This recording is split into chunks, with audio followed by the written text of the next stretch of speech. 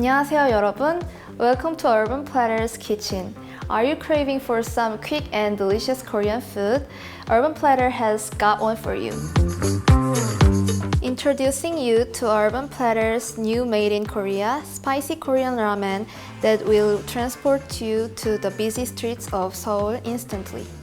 Wanna see how? Let me show you.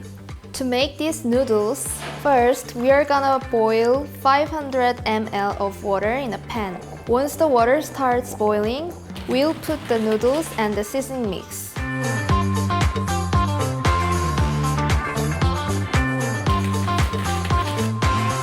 And wait for 4 to 5 minutes until the noodles are cooked well. As you can see, our noodles are now well cooked and smell delicious. We are gonna take them out in a bowl.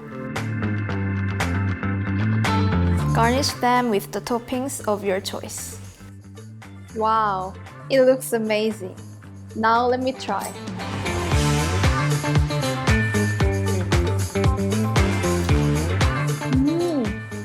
진짜 한국 라면 같은 맛인데요? Guys, you must try.